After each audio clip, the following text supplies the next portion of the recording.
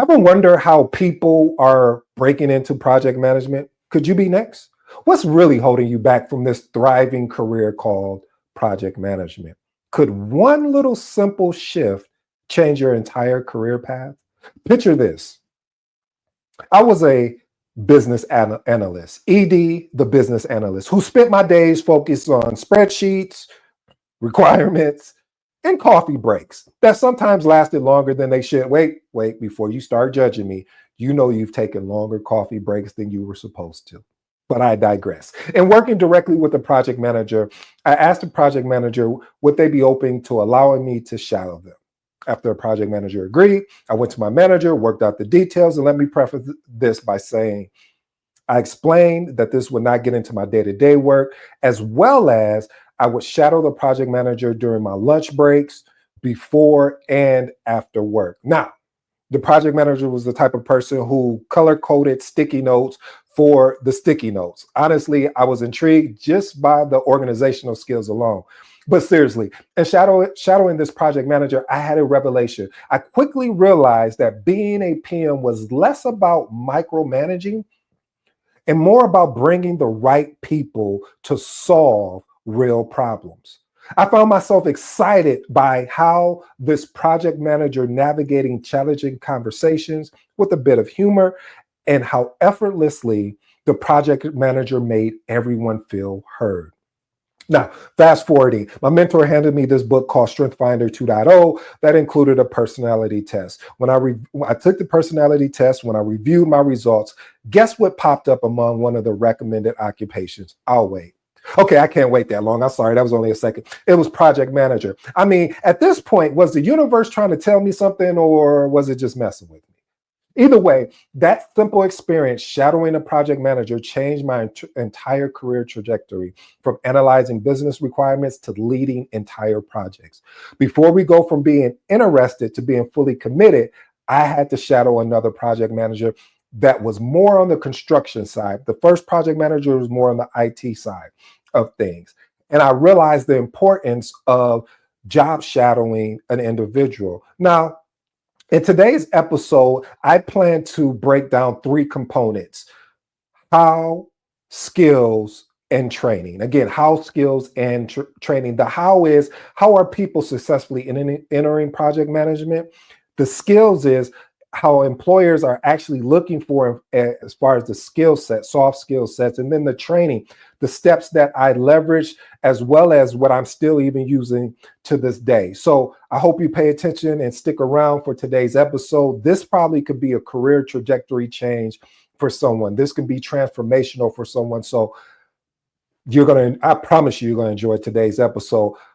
But before we get into that, we're just gonna jump in it. Point number one: job shadowing. See, observing project managers in action within your current organization allows exposure to real-world project management tasks. You know what happens a lot of times, family, is that we'll go get a degree or a certification, and then we go back to the real world where now we're actually doing the thing we studied for. And sometimes we don't really enjoy it. And that's because we didn't get the exposure, whether that's an internship, whether that's job shadowing, as the point number one we're talking about today. And this, for me, I think if I wouldn't have had this opportunity in the organization I was in at that time, I probably wouldn't even went after. I probably would have became a senior business analyst and then continually to grow from there.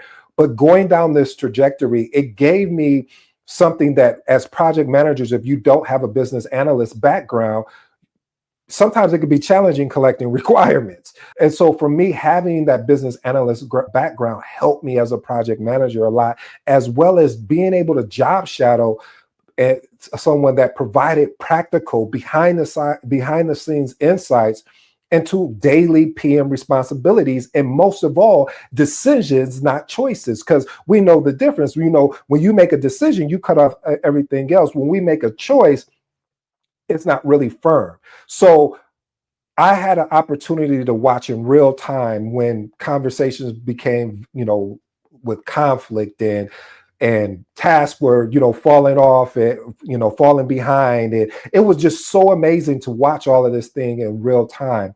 So what I love for you to do is experiment with these 3 actionable tips. Ask to shadow a project manager in your current organization. Please take notes and ask reflective questions to understand the nuances of the role. That was something else that I did that was so poignant for me, is asking questions. And I appreciate that both of the project managers I had shadow, they were open to it. They wanted those questions because it even made them think, because sometimes you can get in a routine of things and you don't even realize what you're doing at that time because you've developed the, I guess the know-how how to do it without even having to think about it. And by the way, family, this is under the how piece. You remember I said we're going to talk about how, we're going to talk about skills, and we're going to talk about training. Still under the how piece. Volunteer for project-based assignments. You don't need a project manager to work on a project type task. Volunteering to manage or coordinating parts of a project builds practical experience. Why is this important? Because practical exposure prepares you for formal responsibilities of a project manager. Oh, you don't believe me? Here, watch this. Setting timelines, maintaining a budget, tracking deliverables, coordinating with stakeholders, coordinating with the project team. These are all components of an actual project. Here's some actionable tips I love for you to go experiment with. Offer to plan your office next event or coordinate a small project. Request to shadow an existing PM at your company to learn how they approach their particular task. Point number 3, taking junior or assistant roles. Again, taking junior or assistant roles. Accepting positions as a project assistant or coordinator, and in my case, I did a business analyst as an entry point. These positions offer firsthand experience and a clear path to advancement. And when I say a clear path, meaning that now you're going from project coordinator to actual project manager. Sometimes they may have senior coordinators, or I've seen it in it varies in different organizations, but normally it's coordinator to project manager. But going in these assistant or junior roles allows you to even see if this is something you want to do. And my actionable tips that I would love for you to go experiment with is, number 1, apply for a junior level project management role with clear growth path. That is key. Does this role have a clear growth path? If it doesn't have a clear growth path, that may not be a role for you. Number 2, clearly express your career aspiration to your manager and seek regular feedback.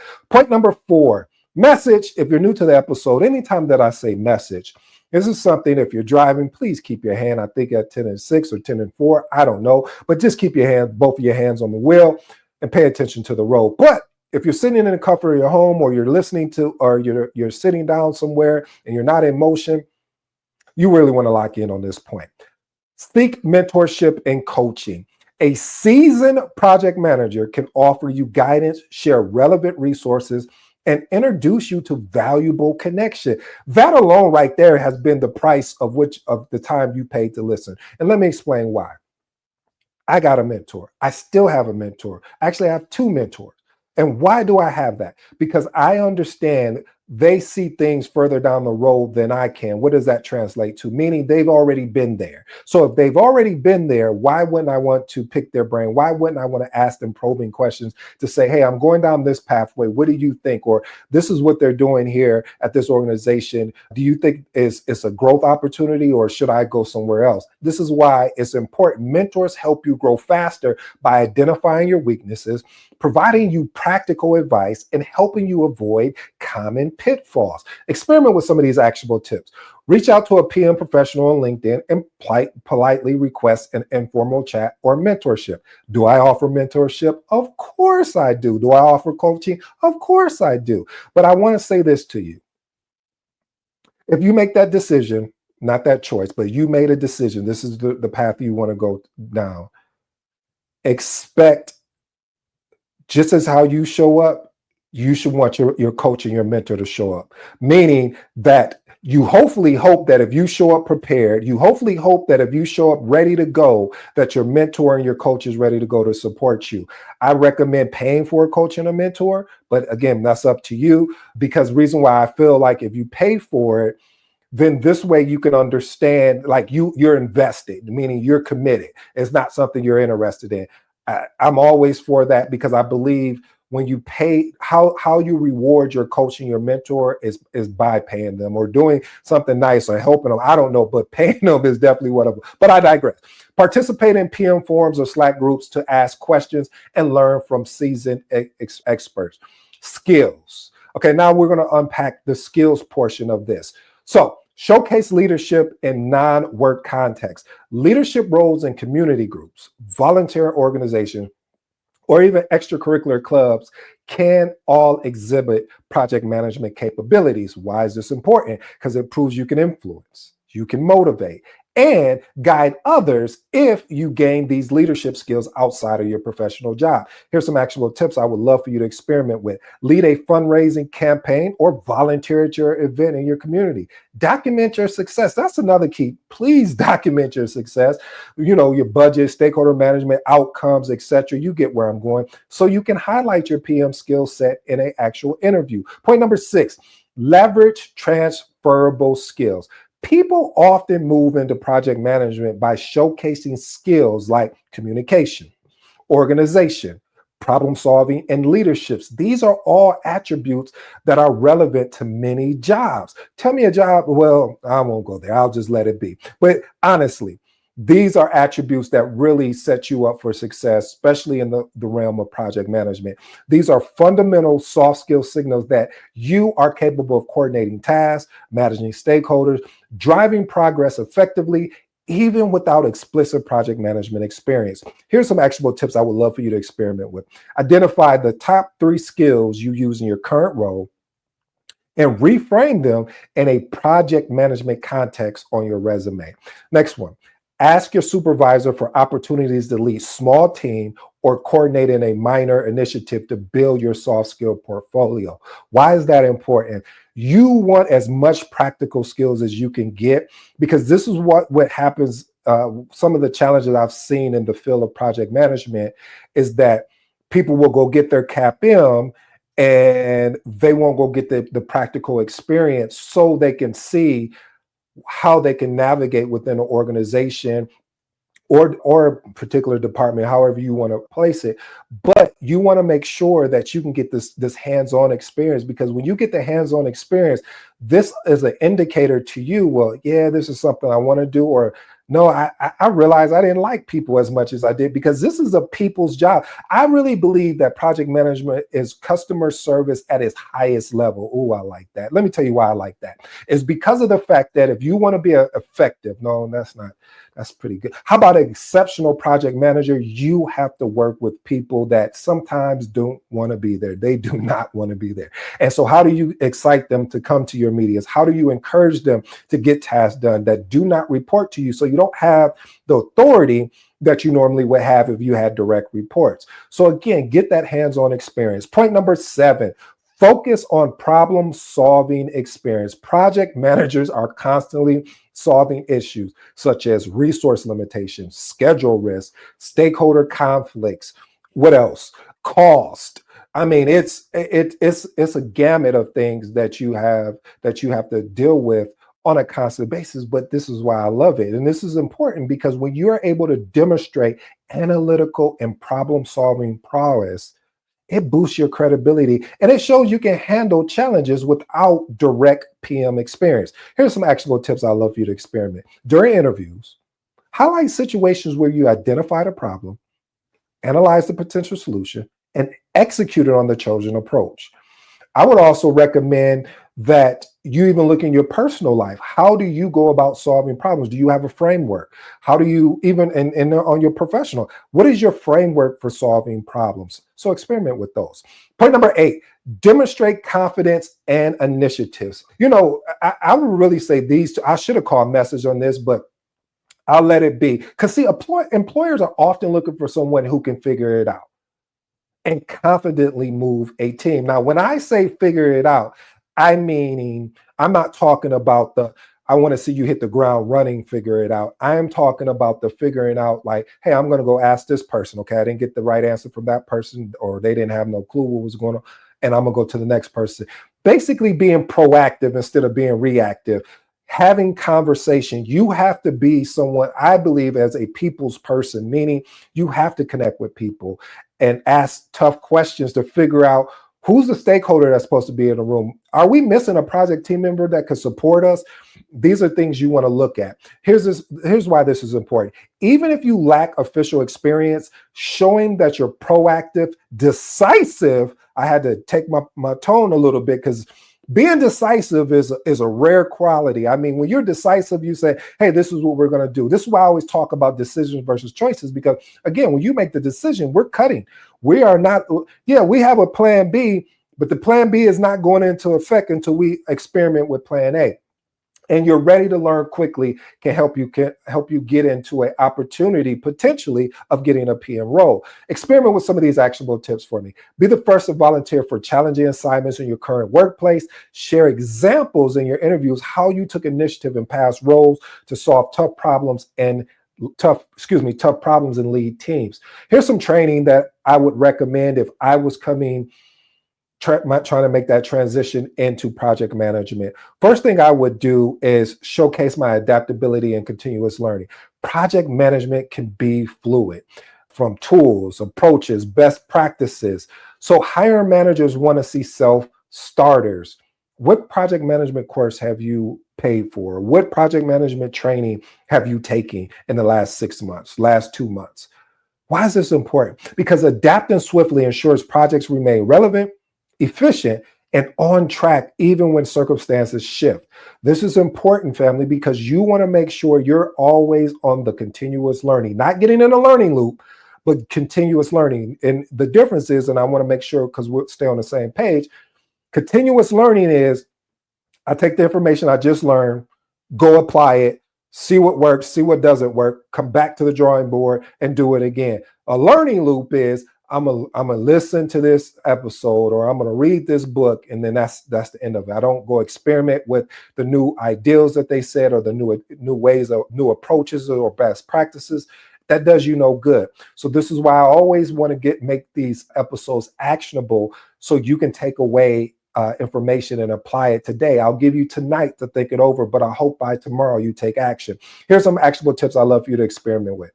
Regular read blogs, watch. I have a YouTube channel, I have a LinkedIn, I have a podcast. There's a wealth of information out there for you so you could listen to and see what aligns with you before you even jump in the field. That's what I one of the things I recommend doing, because anyone that comes to me and say, hey, I want to get in, be a project manager, first thing I say is, hey, what blogs you read, what YouTube channels you looked at, what LinkedIn posts have you looked at, etc.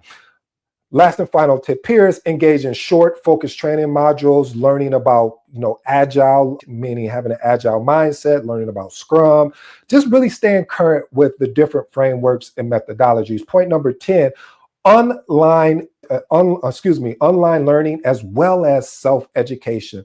One of the platforms that I've used in the past is Udemy. I've looked at the LinkedIn Learning, which I keep hearing great reviews about, so I'll probably go on there. And of course, Coursera. These are some platforms that you can get on to get the foundational project management knowledge independently. Why is this important? When you demonstrate personal initiative, dedication, it allows you to fill some of those gaps that maybe you had prior to coming into project management. And it helps you understand the language that sometimes us project managers will use. So if we start talking about a project schedule and you got people out here calling them project management plans, then we know that there's a huge difference between the two. And I won't go on my rant about that because I normally do, but I'll stay to the script of what I have to say today. Okay, I can't help it. So a lot of times what ends up happening, people will call a schedule a project management plan. And most of the time, I don't even say anything if I know they're not a project manager. But if they're a project manager, I'll be like, hey, there's a difference, right? I remember even in an interview, that was one of the first questions they asked me. They said, so what's the difference between a project management plan and a schedule? Now, if you don't know what the difference is, you're going to equate the schedule and the project management plan as one, and that's not accurate. And so I answered it accurately because there is a difference. A project management plan consists of a multitude of documents or artifacts, however you want to address it. And then a schedule is your milestones, is your task. So we have to understand the difference in between the two. Here, experiment with some of these actionable tips. Schedule consistent time for self-paced courses, and share your learned knowledge and network conversations like LinkedIn or writing a blog, because I really believe it will help you. Well, here's my final thoughts today, and I hope that it will give you an impact.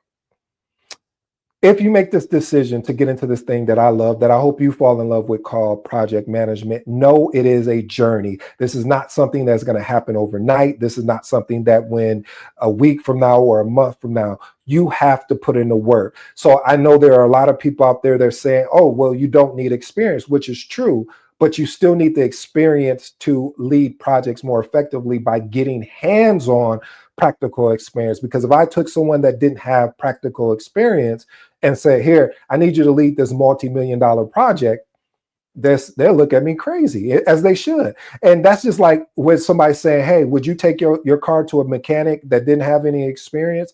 Well, no, I wouldn't. So by using the steps and the framework that I gave you about stepping into some of these entry-level project management roles, like a project coordinator, associate, or even being a business analyst, I would push for a business analyst, because now you get the best of both worlds. You get to basically mirror and shadow a project manager and develop that relationship where you can start asking those type of questions, as well as a project coordinator. But you also get an opportunity to learn how to do requirements correctly and building out a requirements document. So when you're building out your requirements traceability matrix, it's easier as when you come from the background of business analyst. I'm not saying it's hard as a project manager, but I believe that gave me an edge against a lot of project managers, because they had to learn that as they went along most of the time. Because if they started as a project coordinator, then most of the time the project manager actually done that before they got into that role. So I hope you enjoyed today's episode. I go by the name of ED. For all you smart and intelligent folks out there, listen, hey, that just simply means Ed. Until next time.